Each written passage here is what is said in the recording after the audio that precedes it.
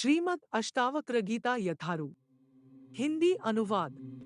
श्रीमद् अष्टावक्र गीता प्रथमा प्रकरणम। कथं ज्ञानं वाप्नोति कथं मुक्तिर्भविष्यति वैराग्यं च कथं प्राप्येतद् ब्रूहि मम प्रभो। हे प्रभो, ज्ञानं कथं अवाप्नोति, मुक्तिः कथं भविष्यति, वैराग्यम च कथम प्राप्तम एतत् मम ब्रूहि। एक समय मिथिलाधिपति राजा जनक के मन में पूर्व पुण्य के प्रभाव से इस प्रकार जिज्ञासा उत्पन्न हुई कि इस असार संसार रूपी बंधन से किस प्रकार मुक्ति होगी, और तदनंतर उन्होंने ऐसा भी विचार किया कि किसी ब्रह्मज्ञानी गुरु के समीप जाना चाहिए। इसी अंतर में उनको ब्रह्मज्ञान के मानो समुद्र परम दयालु श्री अष्टावक्र जी मिले। इन मुनि की आकृति को देखकर राजा जनक के मन में यह अभिमान हुआ कि यह ब्राह्मण अत्यंत ही कुरूप है। तब दूसरे के चित्त का वृत्तांत जानने वाले अष्टावक्र जी राजा के मन का भी विचार दिव्य दृष्टि के द्वारा जानकर राजा जनक से बोले कि हे राजन, देह दृष्टि को छोड़कर यदि आत्मदृष्टि करोगे तो यह देह टेढ़ा है, परंतु इसमें स्थित आत्मा टेढ़ा नहीं है जिस प्रकार नदी टेढ़ी होती है परंतु उसका जल टेढ़ा नहीं होता है जिस प्रकार इक्षु गन्ना टेढ़ा होता है परंतु उसका रस टेढ़ा नहीं है। इसी प्रकार यद्यपि पांच भौतिक यह देह टेढ़ा है, परंतु अंतर्यामी आत्मा टेढ़ा नहीं है, किंतु आत्मा असंग, निर्विकार, व्यापक, ज्ञान घन, सच्चिदानंद स्वरूप, अखंड, अच्छेद्य, अभेद्य, नित्य, शुद्ध, बुद्ध और मुक्त स्वभाव है। इस कारण हे राजन, तुम देह दृष्टि को त्याग कर आत्मदृष्टि करो। परम दयालु अष्टावक्र जी के इस प्रकार के वचन सुनने से राजा जनक का मोह तत्काल दूर हो गया और राजा जनक ने मन में विचार किया कि मेरे सब मनोरथ सिद्ध हो गए मैं अब इनको ही गुरु करूंगा, क्योंकि यह महात्मा ब्रह्म विद्या के समुद्र रूप है जीवन मुक्त है। अब इनसे अधिक ज्ञानी मुझे कौन मिलेगा। अब तो इनसे ही गुरु दीक्षा लेकर इनको ही शरण लेना योग्य है। इस प्रकार विचार कर राजा जनक अष्टावक्र जी से इस प्रकार बोले कि हे महात्मन, मैं संसार बंधन से छूटने के निमित्त आपकी शरण लेने की इच्छा करता हूँ। अष्टावक्र जी ने भी राजा जनक को अधिकारी समझकर अपना शिष्य कर लिया। तब राजा जनक अपने चित्त के संदेहों को दूर करने के निमित्त और ब्रह्म विद्या के श्रवण करने की इच्छा करके अष्टावक्र जी से पूछने लगे। अष्टावक्र जी से राजा जनक प्रश्न करते हैं कि हे प्रभु, अविद्या करके मोहित नाना प्रकार के मिथ्या संकल्प विकल्पों करके बारंबार जन्म मरण रूप दुखों को भोगने वाले इस पुरुष को अविद्यानिवृत्ति रूप ज्ञान किस प्रकार प्राप्त होता है। इन तीनों प्रश्नों का उत्तर कृपा करके मुझसे कहिए। मुक्तिमिच सिचेत्तात विषयान्विष्वत्यज क्षमार्जवदया तोष सत्यन पीयूषवद्भज। हे तात, चेन मुक्तिम इच्छसि तरहि विषयान विश्वत अवगत्य त्यज क्षमार्जवदया तोष सत्यम पीयूषवत अवगत्य भज। इस प्रकार जब राजा जनक ने प्रश्न किया तब ज्ञान विज्ञान संपन्न परम दयालु अष्टावक्र मुनि ने विचार किया कि यह पुरुष तो अधिकारी है और संसार बंधन से मुक्त होने की इच्छा से मेरे निकट आया है। इस कारण इसको साधन चतुष्टय पूर्वक ब्रह्म तत्व का उपदेश करूं, क्योंकि साधन चतुष्टय के बिना कोटि उपाय करने से भी ब्रह्म विद्या फलीभूत नहीं होती है। इस कारण शिष्य को प्रथम साधन चतुष्टय का उपदेश करना योग्य है और साधन चतुष्टय के अनंतर ही ब्रह्म ज्ञान के विषय की इच्छा करनी चाहिए। इस प्रकार विचार कर अष्टावक्राजी बोले कि हे शिष्य, संपूर्ण अनर्थों की निवृत्ति और परमानंद मुक्ति की इच्छा जब होवे तब शब्द, स्पर्श रूप, रस और गंध इन पांचों विषयों को त्याग देवे। ये पांच विषय कर्ण, त्वचा, नेत्र, जिह्वा और नासिका इन पांच ज्ञानेंद्रियों के हैं। ये संपूर्ण जीव के बंधन है। इनसे बंधा हुआ जीव उत्पन्न होता है और मरता है तब बड़ा दुखी होता है जिस प्रकार विष भक्षण करने वाले पुरुष को दुख होता है उसी प्रकार शब्दादि विषय भोग करने वाला पुरुष दुखी होता है। अर्थात शब्दादि विषय महा अनर्थ का मूल है, उन विषयों को तू त्याग दे। अभिप्राय यह है कि देह आदि के विषय में मैं हूँ, मेरा है इत्यादि अध्यास मत कर इस प्रकार बाह्य इंद्रियों को दमन करने का उपदेश किया। जो पुरुष इस प्रकार करता है उसको दम नावाले प्रथम साधन की प्राप्ति होती है, और जो अंतःकरण को वश में कर लेता है उसको शम नावाली दूसरी साधन संपत्ति की प्राप्ति होती है। जिसका मन अपने वश में हो जाता है उसका एक ब्रह्माकार मन हो जाता है उसका नाम वेदांत शास्त्र में निर्विकल्पक समाधि कहा है उस निर्विकल्पक समाधि की स्थिति के अर्थ क्षमा, सब सह लेना, आर्जव, अविद्यारूप दोष से निवृत्ति रखना, दया, बिना कारण ही पराया दोहक दूर करने की इच्छा, तोष, सदा संतुष्ट रहना, सत्य, त्रिकाल में एकरूपता, इन 5 सात्विक गुणों का सेवन करे। जिस प्रकार कोई पुरुष अमृततुल्य औषधि सेवन करे और उस औषधि के प्रभाव से उसके संपूर्ण रोग दूर हो जाते हैं, उसी प्रकार जो पुरुष अमृततुल्य इन 5 गुणों को सेवन करता है उसके जन्म मृत्यु रूप रोग दूर हो जाते हैं। अर्थात इस संसार के विषय में जिस पुरुष को मुक्ति की इच्छा होए वह विषयों का त्याग कर देवे विषयों का त्याग करे बिना मुक्ति कदापि नहीं होती है मुक्ति अनेक दोहकों की दूर करने वाली और परमानंद की देने वाली है। इस प्रकार अष्टावक्र मुनि ने प्रथम शिष्य को विषयों को त्यागने का उपदेश दिया। न पृथ्वी न जलम नाग्निर्न वायुर्द्यौन व भवान एषा साक्षान्मात्मान चिद्रूपम विद्धि मुक्ते। हे शिष्य, भवान पृथ्वी न जलम न अग्निः न वायुः न वा द्यौः न एषाम साक्षिणम चिद्रूपम आत्मानम मुक्ते विद्धि। अब मुनि साधन तुष्ट संपन्न शिष्य को मुक्ति का उपदेश करते हैं। तहाँ शिष्य शंका करता है कि हे गुरु, पंचभूत का शरीर ही आत्मा है और पंचभूतों के ही 5 विषय हैं। सो इन पंचभूतों का जो स्वभाव है उसका कदापि त्याग नहीं हो सकता, क्योंकि पृथ्वी से गंध का या गंध से पृथ्वी का कदापि वियोग नहीं हो सकता है किंतु वे दोनों एकरूप होकर रहते हैं। इसी प्रकार रस और जल, अग्नि और रूप, वायु और स्पर्श, स्पर्श शब्द और आकाश है अर्थात शब्दादि अर्थात 5 विषयों का त्याग तो तब हो सकता है जब पंचभूतों का त्याग होता है, और यदि पंचभूत का त्याग होए तो शरीरपात हो जाएगा, फिर उपदेश ग्रहण करने वाला कौन रहेगा तथा मुक्त सुख को कौन भोगेगा। अर्थात विषय अर्थात का त्याग तो कदापि नहीं हो सकता। इस शंका को निवारण करने के अर्थ अष्टावक्र जी उत्तर देते हैं, हे शिष्य, पृथ्वी, जल, तेज, वायु और आकाश तथा इनके धर्म जो शब्द, स्पर्श, स्पर्शरूप, रस और गंध सो तू नहीं है। इस 5 भौतिक शरीर के विषय में तू अज्ञान से अहम भाव, मैं हूँ, मेरा है इत्यादि मानता है। इनका त्याग कर अर्थात शरीर के अभिमान का त्याग कर दे और विषयों को अनात्म धर्म जानकर त्याग कर दे।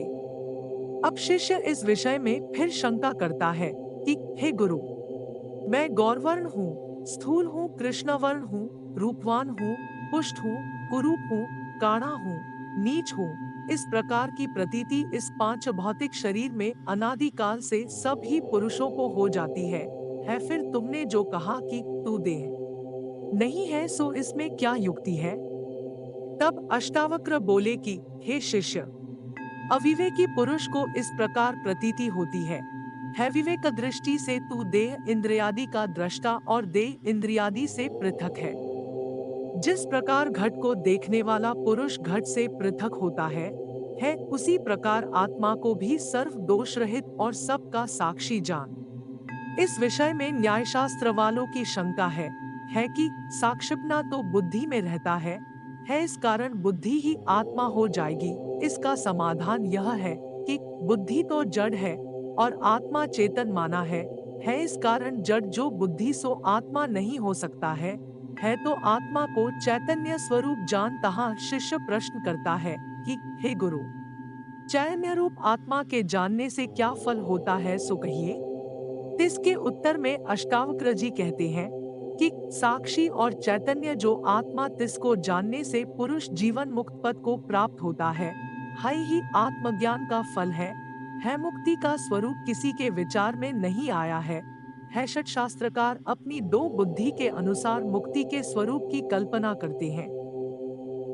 न्यायशास्त्र वाले इस प्रकार कहते हैं कि दोहक मात्र का जो अत्यंत नाश है वही मुक्ति है, और बलवान प्रभाकर्म तावलंबी मीमांसकों का यह कथन है कि समस्त दोहकों का उत्पन्न होने से पहले जो सुख है वही मुक्ति है बौद्ध मत वालों का यह कथन है कि देह का नाश होना ही मुक्ति है इस प्रकार भिन्न दो कल्पना करते हैं, परंतु यथार्थ बोध नहीं होता है किंतु वेदांत शास्त्र के अनुसार आत्मज्ञान ही मुक्ति है।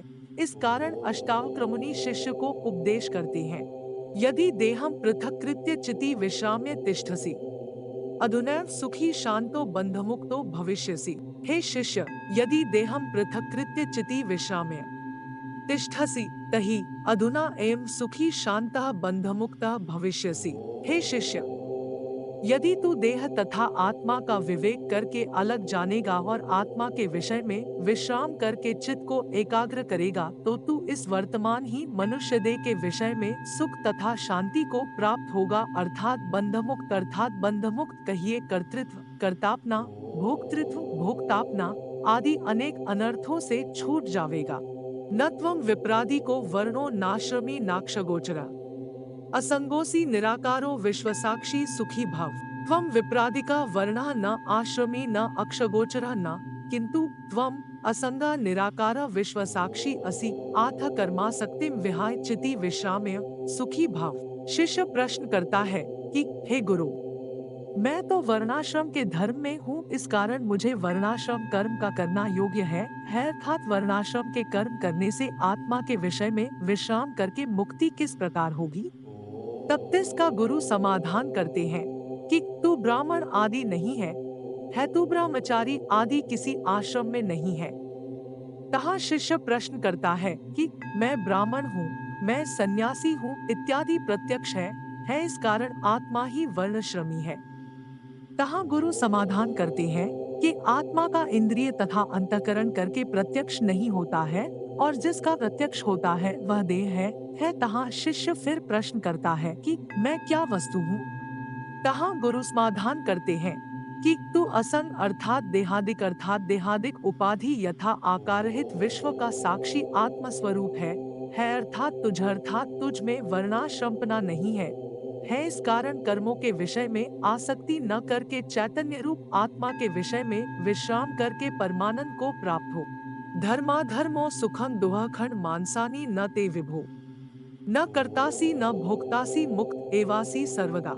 हे विभो, धर्माधर्मो सुखम दुहखम मानसानी ते न त्वं कर्ता न असि भोक्ता न असि किंतु सर्वदा मुक्त एव असि। तहाँ शिष्य प्रश्न करता है कि वेदोक्त वर्णाश्रम के कर्मों को त्याग कर आत्मा के विषय विश्राम करने में भी तो अधर्म रूप प्रत्यवाय होता है तिसका गुरु समाधान करते हैं कि हे शिष्य, धर्म अधर्म सुख और दुहक यह तो मन का संकल्प है तिस कारण तीन धर्माधमादि के साथ तेरा त्रिकाल में भी संबंध नहीं है। तू करता नहीं है तू भोगता नहीं है क्योंकि विहित अथवा निषिद्ध कर्म करता है वही सुख दुहक का भोगता है। सो तुझ में नहीं है क्योंकि तू तो शुद्ध स्वरूप है और सर्वदा काल मुक्त है।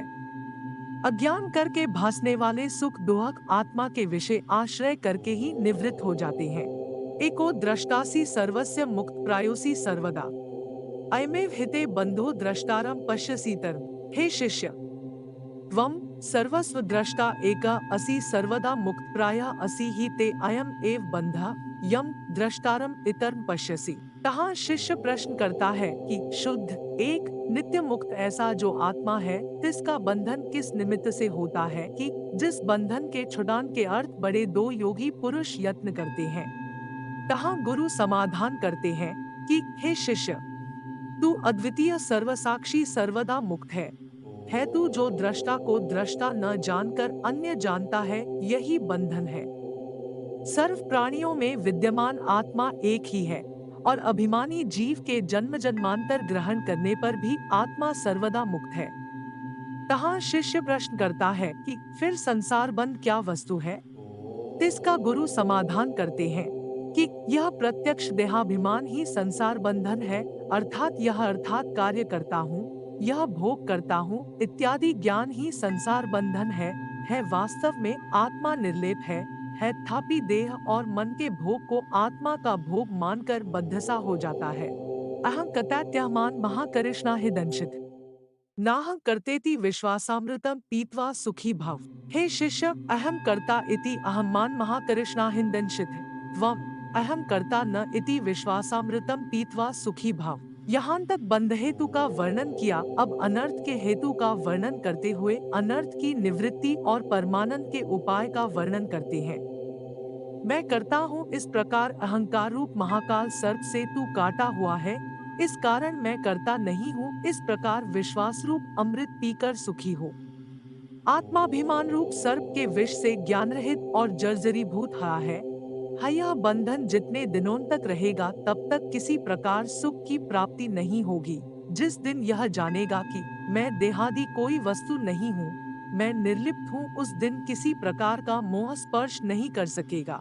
एको विशुद्ध बोधोमिति निश्चय वहनिना प्रज्वाल्या ज्ञान घनम वीक्षोक सुखी भाव। हे शिष्य, अहम विशुद्ध बोध एक अस्मि इति निश्चयवहनिना अज्ञान गहनम प्रज्वाल्य वीक्षोक सन सुखी भव। तहाँ शिष्य प्रश्न करता है कि आत्मज्ञान रूपी अमृत पान किस प्रकार करूं? तहाँ गुरु समाधान करते हैं कि हे शिष्य, मैं एक हूँ अर्थात मेरे विषय सजाति विजाति का भेद नहीं है और स्वगत भेद भी नहीं है केवल एक विशुद्ध बोध और स्वप्रकाश रूप हूँ। निश्चय रूपी अग्नि से अज्ञान रूपी वन का भस्म करके शोक, मोह, राग, द्वेष, प्रवृत्ति, जन्म, मृत्यु इनके नाश होने पर शोकरहित होकर परमानंद को प्राप्त हो। यत्र विश्वमिदं भाति कल्पितं रज्जुसर्पवत् आनंद परमानंदः बोधस्त्वं सुखञ्च। यत्र इदं विश्वं रज्जुसर्पवत् कल्पितं भाति स आनंद परमानंदः बोधः त्वं सुखम च। तहाँ शिष्य शंका करता है कि आत्मज्ञान से अज्ञान रूपी वन के भस्म होने पर भी सत्य रूप संसार की ज्ञान से निवृत्ति न होने के कारण शोक रहित किस प्रकार होऊंगा? तब गुरु समाधान करते हैं कि हे शिष्य, जिस प्रकार रज्जु के विषय सर्प की प्रतीति होती है और उसका भ्रम प्रकाश होने से निवृत्ति हो जाती है तिस प्रकार ब्रह्मा के विषय जगत की जगत प्रतीति अज्ञान कल्पित है, ज्ञान होने से नष्ट हो जाती है। तू ज्ञान रूप चैतन्य आत्मा है इस कारण सुखपूर्वक विचर। जिस प्रकार स्वप्न में किसी पुरुष को सिंह मारता है तो वह बड़ा दुहखी होता है, परंतु निद्रा के दूर होने पर उस कल्पित दुहक का जिस प्रकार नाश हो जाता है, इस प्रकार तू ज्ञान से अज्ञान का नाश करके सुखी हो। तहाँ शिष्य प्रश्न करता है कि हे गुरु, दुख रूप जगत अज्ञान जगत से प्रतीत होता है और ज्ञान से उसका नाश हो जाता है, परंतु सुख किस प्रकार प्राप्त होता है? तब गुरु समाधान करते हैं कि हे शिष्य, जब दुख रूपी संसार के नाश होने पर आत्मा स्वभाव से ही आनंद स्वरूप हो जाता है मनुष्य लोक से तथा देवलोक से आत्मा का आनंद परम उत्कृष्ट और अत्यंत अधिक है। श्रुति में भी कहा है एतस्यैवानंद स्यान्यानि भूतानि मात्र मुक्त जीवन्ति इति। मुक्ताभिमानी मुक्तो ही बद्धो बद्धाभिमान्यपि किंवदन्ति सतेन या मतिः सा गतिर्भवे। यह मुक्ताभिमानी मुक्ता अपि बद्धाभिमानी बद्धा ही या मतिः सा गतिः भवेत् इयं किंवदन्ति सत्या। शिष्य शंका करता है कि यदि संपूर्ण संसार रज्जु के विषय में सर्प की समान कल्पित है वास्तव में आत्मा परमानंद स्वरूप है, तो बंध मोक्ष किस प्रकार होता है? तहाँ गुरु समाधान करते हैं कि हे शिष्य, जिस पुरुष को गुरु की कृपा से यह निश्चय हो जाता है कि मैं मुक्त रूप हूँ वही मुक्त है, और जिसके ऊपर सद्गुरु की कृपा नहीं होती है और वह यह जानता है कि मैं अल्पज्ञ जीव और संसार बंधन में बंधा हुआ हूँ वही बद्ध है क्योंकि बंध और मोक्ष अभिमान से ही उत्पन्न होते हैं, अर्थात मरण समय में जैसा अभिमान होता है वैसी ही गति होती है। यह बात श्रुति, स्मृति, पुराण और ज्ञानी पुरुष प्रमाण मानते हैं कि मरने या मतिः सा गतिः सोई गीता में भी कहा है कि यं वापी स्मरण भावत्य जत्यन्ते कलेवरम तंग तमेवैति कौन्ते सदा तद्भाव भावितः। इसका अभिप्राय यह है कि श्री कृष्ण जी उपदेश करते हैं कि हे अर्जुन, अंतस्मय में जिस दो भाव को स्मरण करता हुआ पुरुष शरीर को त्यागता है, तस दो भावना से तिस दो गति को ही प्राप्त होता है। श्रुति में भी कहा है कि तव विद्याकर्मणि समारभेते पूर्व प्रज्ञा चरिस का भी यही अभिप्राय है, और बंध तथा मोक्ष अभिमान से होते हैं, वास्तव में नहीं। यह वार्ता पहले कहा आए हैं, तो भी दूसरी बार शिष्य को बोध होने के अर्थ कहा है। इस कारण कोई दोष नहीं है, क्योंकि आत्मज्ञान अत्यंत कठिन है। आत्मा साक्षी विभुः पूर्णय को मुक्त सिद्धक्रिया असंगो निःस्पृहः शांतो भ्रमात् संसारवाने साक्षी विभुः पूर्णः एकः मुक्तः चित् अक्रिया असंगा निःस्पृहः शांता आत्मा भ्रमात् संसारवान इव भाति। जीवात्मा के बंध और मोक्ष पारमार्थिक है। इस तार्किक की शंका को दूर करने के निमित्त कहते हैं कि अज्ञान से देह को आत्मा माना है, इस कारण वह संसारी प्रतीत होता है, परंतु वास्तव में आत्मा संसारी नहीं है क्योंकि आत्मा तो साक्षी है और अहंकारादि अंतःकरण के धर्म को जानने वाला है, और विभु अर्थात नाना अर्थात प्रकार का संसार जिससे उत्पन्न हुआ है सर्व का अनुष्ठान है संपूर्ण व्यापक है एक अर्थात स्वक्तादिक अर्थात तीन भेदों से रहित है मुक्त अर्थात माया अर्थात का कार्य जो संसार तिसके बंधन से रहित चैतन्य रूप अक्रिय असंग निष्क्रिय अर्थात विषय अर्थात की इच्छा से रहित है, और शांत अर्थात प्रवृत्ति निवृत्तिरहित अर्थात प्रवृत्ति निवृत्तिरहित है। इस कारण वास्तव में आत्मा संसारी नहीं है। कूटस्थं बोधमद्वैतमात्मानं परिभावय अभासोऽहं भ्रमन् मुक्त्वा भावं बाह्यं थान्तरम् अभासा अहम् इति भ्रमम् अथ बाह्यम अंतरम भावम मुक्त्वा आत्मानं कूटस्थम बोधम अद्वैतम परिभावय। मैं देहरूप हूँ, स्त्री पुत्रादिक मेरे हैं, मैं सुखी हूँ, दुखी हूँ। यह अनादि काल का अज्ञान एक बार आत्मज्ञान के उपदेश से निवृत्त नहीं हो सकता है। व्यास जी ने भी कहा है, आवृत्तिरसकृदुपदेशात् श्रोतव्य मंतव्य इत्यादि श्रुति के विषय में बारंबार उपदेश किया है। इस कारण श्रवण मननादि बारंबार करने चाहिए। इस प्रमाण के अनुसार अष्टावक मुनि उत्सित वासनाओं का त्याग करते हुए बारंबार अद्वैत भावना का उपदेश करते हैं कि मैं अहंकार नहीं हूँ, मैं देह नहीं हूँ, स्त्री पुत्रादिक मेरे नहीं है, मैं सुखी नहीं हूँ, दुखी नहीं हूँ, मूढ़ नहीं हूँ। इन बाह्य और अंतर को भावनाओं का त्याग करके कूटस्थ अर्थात निर्विकार बोधरूप अद्वैत आत्मस्वरूप का विचार कर देहाभिमान पाशेन चिरम्बद्दोषी पुत्रक बोधोहम ज्ञान खड्गेन तन्यः कृत्य सुखी भव। है पुत्रक, देहाभिमान पाशेन चिरम बद्धा असि आथा अहम बोध इति ज्ञान खड्गेन तम निहकृत्य सुखी भव। अनादि काल का यह देहाभिमान एक बार उपदेश करने से निवृत्त नहीं होता है।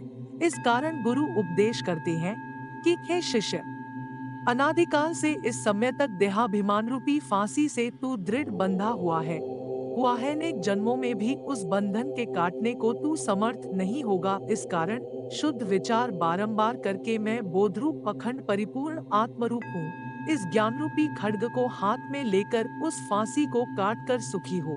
नेह संगो निष्क्रियोसी तन स्वप्रकाशो निरंजना अयमेव हि ते बंधा समाधिमनुतिष्ठसि। हे शिष्य, त्वं वस्तुतः स्वप्रकाशा निरंजना निःसंगः निष्क्रिया असि, तथापि हि ते बंधा अयम एव यत् समाधिम अनुतिष्ठसि। केवल चित्त की वृत्ति का निरोध रूप समाधि ही बंधन की निवृत्ति का हेतु है। इस पातंजल मत का खंडन करते हैं कि पातंजलयोग शास्त्र में वर्णन किया है कि जिसके अंतःकरण की वृत्ति विराम को प्राप्त हो जाती है उसका मोक्ष होता है। सो यह बात कल्पना मात्र ही है, अर्थात तू अंतःकरण की वृत्ति को जीतकर सविकल्पक हठ समाधि मत कर, क्योंकि तू निःसंग क्रियारहित स्वप्रकाश और निर्मल है। इस कारण सविकल्प हठ समाधि का अनुष्ठान भी तेरा बंधन है। आत्मा सदा शुद्ध मुक्त है। इस कारण भ्रांतियुक्त जीव के चित्त को स्थिर करने के निमित्त समाधि का अनुष्ठान करने से आत्मा की हानि वृद्धि कुछ नहीं होती है। जिसको सिद्धि लाभ अर्थात आत्मज्ञान अर्थात हो जाता है, उसको अन्य समाधिक अनुष्ठान से क्या प्रयोजन है। इस कारण ही राजा जनक के प्रति अष्टावक वर्णन करते हैं कि तू जो समाधि का अनुष्ठान करता है यही तेरा बंधन है है, परंतु आत्मज्ञान विहीन पुरुष को ज्ञान प्राप्ति के निमित्त समाधि का अनुष्ठान करना आवश्यक है। त्वया व्याप्तमिदं विश्वं त्वयि प्रोतं यथार्थतः शुद्ध बुद्ध स्वरूपस्त्वं मा गमः क्षुद्रचित्तताम्। हे शिष्य, इदं विश्वं त्वया व्याप्तं त्वयि प्रोतं यथार्थतः शुद्ध बुद्ध स्वरूपा त्वं क्षुद्रचित्ततां मा गमः। अब शिष्य की विपरीत बुद्धि को निवारण करने के निमित्त गुरु उपदेश करते हैं कि हे शिष्य, जिस प्रकार सुवर्ण के कटक कुंडल आदि सुवर्ण से व्याप्त होते हैं, इसी प्रकार यह दृश्यमान संसार तुझ से व्याप्त है। और जिस प्रकार मृत्तिका के विषय में घट शराब आदि किया हुआ होता है, इसी प्रकार यह संपूर्ण संसार तेरे विषय में प्रोत है। हे शिष्य, यथार्थ विचार करके तू सर्व प्रपंच रहित है तथा शुद्ध बुद्ध चिद्रूप है तू चित्त की वृत्ति को विपरीत मत कर। निरपेक्षो निर्विकारो निर्भरा शीतलाशया अगाध बुद्धिरक्षुब्धो भव चिन्मात्र वासना। हे शिष्य, त्वं निरपेक्ष निर्विकारा निर्भरा शीतलाशया अगाध बुद्धिया अक्षुब्धा चिन्मात्र वासनो भव। इस देह के विषय में 6 उर्मी तथा 6 भाव विकार प्रतीत होते हैं, सो तू नहीं है, किंतु उनसे भिन्न और निरपेक्ष अर्थात इच्छारहित अर्थात है था। शिष्य आशंका करता है कि हे गुरु, 6 उर्मी और 6 भाव विकारों को विस्तार पूर्वक वर्णन करो। तहाँ गुरु वर्णन करते हैं कि हे शिष्य, क्षुधा पिपासा भूख प्यास ये 2 प्राण की ऊर्मी अर्थात धर्म है, और इसी प्रकार शोक तथा मोह ये 2 मन की ऊर्मी है। इसी प्रकार जन्म और मरण ये 2 देह की ऊर्मी है। ये जो 6 ऊर्मी है, सो तू नहीं है। अब 6 भाव विकारों को श्रवण कर जायते जायते अस्ति, वर्धते वर्धते विप्रणमते विप्रणमते अपक्षीयते अपक्षीयते विनश्यति। ये 6 भाव स्थूल देह के विषय रहते हैं, सो तू नहीं है। तू तो उनका साक्षी अर्थात जानने वाला है था। शिष्य प्रश्न करता है कि हे गुरु, मैं कौन और क्या हूँ, सो कृपा करके कहिए था। गुरु कहते हैं कि हे शिष्य, तू निर्भर अर्थात सच्चिदानंद घनरूप है शीतल अर्थात सुखरूप है तू अगाध बुद्धि अर्थात जिस अर्थात की बुद्धि का कोई पार न पा सके ऐसा है, और अक्षुब्ध कहिए क्षोभरहित है। इस कारण तू क्रिया का त्याग करके चैतन्य रूप हो। साकारं नृतं विद्धि निराकारं तु निश्चलम् एतत्तत्वोपदेशेन न पुनर्भव संभवा। हे शिष्य, साकारम अनृतम निराकार तो निश्चलम विद्धि एतत्तत्वोपदेशेन पुनर्भव संभवः न। श्री गुरु अष्टावक्र मुनि ने प्रथम एक श्लोक में मोक्ष का विषय दिखाया था कि विषयान विश्वत्यज और सत्यम पीयूषवत भज। इस प्रकार प्रथम श्लोक में सब उपदेश दिया, परंतु विषयों के विषतुल्य होने में और सत्यरूप आत्मा के अमृततुल्य होने में कोई हेतु वर्णन नहीं किया। सो 17वें श्लोक के विषय में इसका वर्णन करके आत्मा को सत्य और जगत को अध्यस्त वर्णन किया है।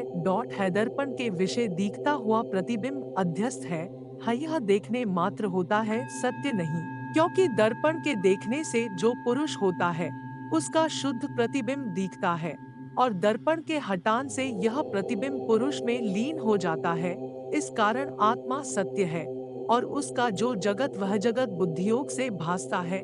इस जगत को जगत विष्टुल यह जान और आत्मा को सत्य जान, तब मोक्षरूप पुरुषार्थ सिद्ध होगा। इस कारण अब 3 श्लोकों से जगत का मिथ्यात्व वर्णन करते हैं कि हे शिष्य, साकार जो देह तिसको आदि ले संपूर्ण पदार्थ मिथ्या कल्पित है, और निराकार जो आत्म तत्व सो निश्चल है और त्रिकाल में सत्य है।